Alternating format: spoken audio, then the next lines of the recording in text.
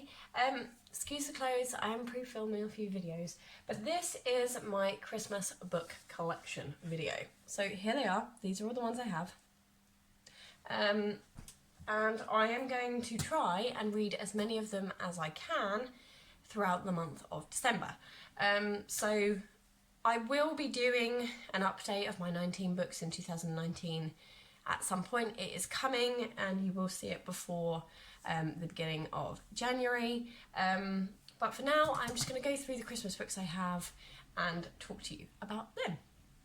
So the first two I have are the Christmas Saurus ones by Tom Fletcher. I bought the Christmas Saurus last year and didn't get around to reading it.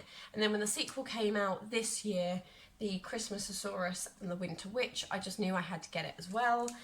So these two are going to be the first two I actually try and read. I will just read you the blurb of each book as I go through, so you have an idea of what it's about. So for the Christmas Saurus, forget everything you thought you knew about the North Pole, pop a crumpet in the toaster and get ready to meet a boy called William Trundle, his dad, Mr. Bob Trundle, Santa Claus, yes, the real Santa Claus, and an elf named Snozzletrump. Brenda Payne, the meanest girl in school, possibly the world, a nasty piece of work called the Hunter, and a most unusual dinosaur. Yeah, so that's obviously the premise for that one.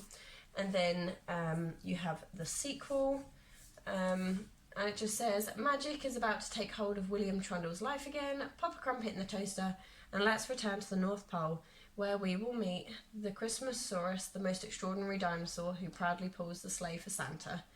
Santa the Big Cheese, the top dog, the man himself who travels all around the world delivering presents on Christmas Eve. Thanks to the Winter Witch. Icy, mysterious and magical, she has the amazing power to freeze time itself. And when William learns that the fate of Christmas hangs in the balance, he and the Christmas Saurus must risk everything to save it. Yeah, so these are my two starting ones that I am going to try and go for throughout December. Wish me luck. So they're my first two. The next one is a book I've had on my shelf for such a long time. It's called The Lost Christmas by David Logan. It's a major film, apparently, so that might be worth checking that one out.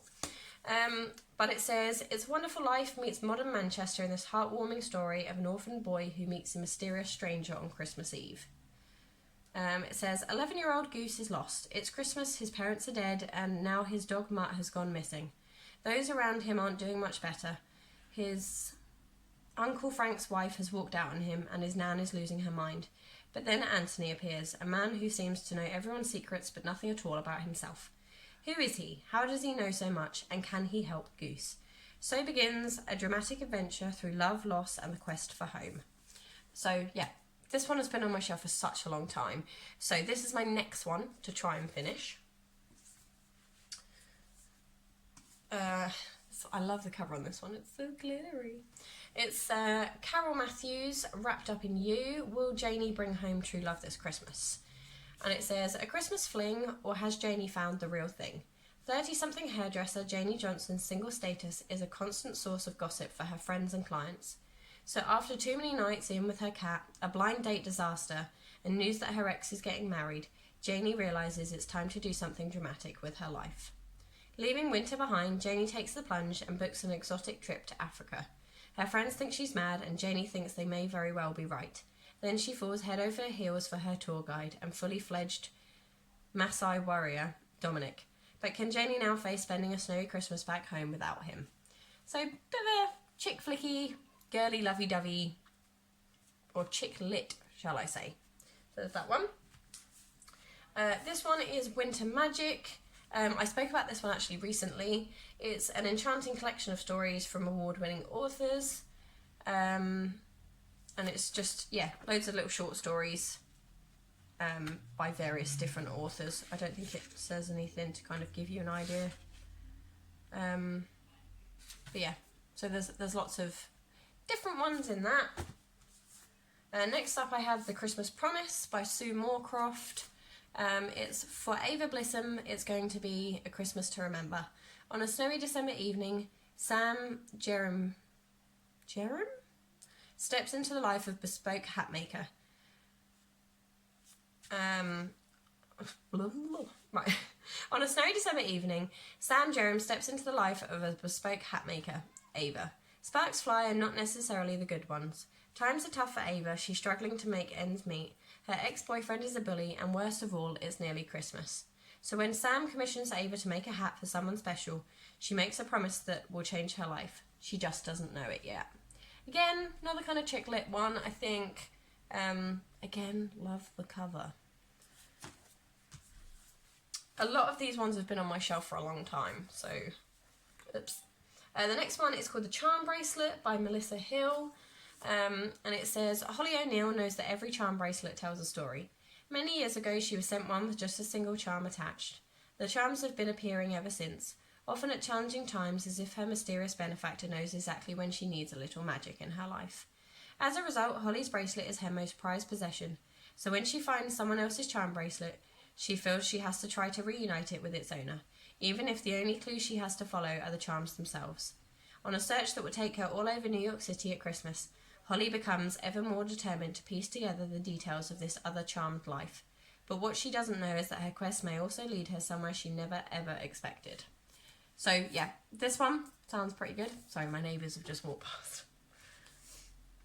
Christmas in the Snow. So this one, yeah, I'm not overly taken by, but you know, we'll give it a go. By Karen Swan. It says, in London the snow is falling and Christmas is just around the corner, but Allegra Fisher barely has time to notice. Allegra is pitching for the biggest deal of her career and can't afford to fail, and when she meets an attractive stranger, Sam Kemp, on the plane to the meeting, she can't afford to lose her focus either. She learned to shut off her emotions long ago, and only her sister and best friend Isabel knows why. But when Allegra finds herself up against Sam for the bid, their passion quickly turns sour. In Zermatt in the Swiss Alps, a long-lost mountain hut is discovered in the snow after 60 years. The last person who expects to become involved is Allegra. She hasn't even heard of the woman who was found inside, but it soon becomes clear that the two of the women are linked, and she and Iz travel out to make sense of the mystery. Hearts thaw and dark secrets are uncovered, long buried by the snow. So this one, sorry, itchy nose. This one sounds like it's going to be quite a hefty read, so it's going to be lower down on my to-read list. But yeah, there's that one. I have a few more to go. Next up is Wish Upon a Star by Trisha Ashley. And it says, the perfect gift isn't always under the tree. Single mum Callie's life is all about her little girl Stella.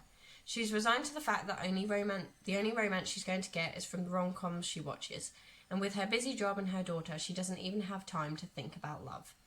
But life becomes very tough when Stella gets sick. Balancing her job as a recipe writer and looking after Stella is all-consuming. So when Callie meets handsome baker Jago, the last thing she wants to do is fall in love. Especially when she's been badly burnt by a Prince Charming from her past. Can laid-back charming Jago unlock Callie's frozen heart and help her find her true love and magic under the mistletoe? So, yeah. Again, quite a hefty one, but grips me a little bit more than the last one. Next up is A Diamond from Tiffany's and Other Stories by Melissa Hill.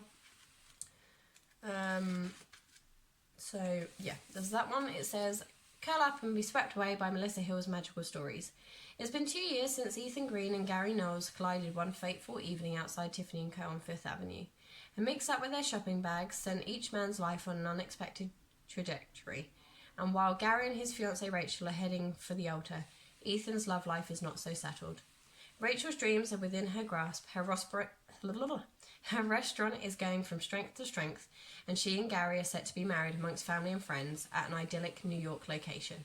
But days before the ceremony, Gary seems distracted and restless. Could he be having second thoughts? Ethan is anxious to see his ex Terry again at the wedding. He truly felt they had something special and plans to use the time in New York to prove to her that their relationship deserves another chance. So, yeah, again, chick lit. And then the last one I have is I Will Marry George Clooney by Christmas by Tracy Bloom. So I think this one is supposed to be kind of like a comedy kind of thing. It says, slogging her guts out in a chicken factory while single-handedly bringing up a teenage daughter who hates her is far from the life that 36-year-old Michelle had planned.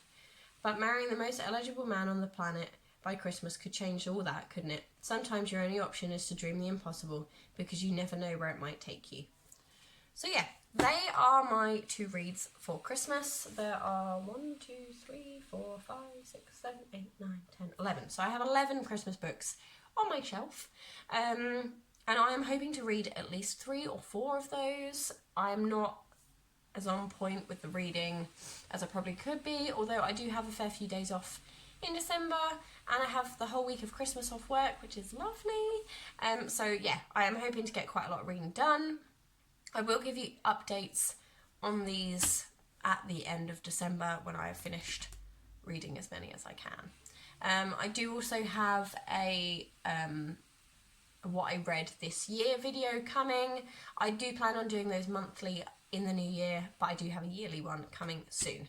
So yeah, if you have read any of these, let me know in the comment section what you thought. No spoilers though, just in case I don't get to them. But yeah, let me know what you thought of them. If you have any Christmas themed books that you own that you think are fabulous and everyone should read, then also let me know about those. That is everything from me for today's video. Take care, and I'll see you all very soon.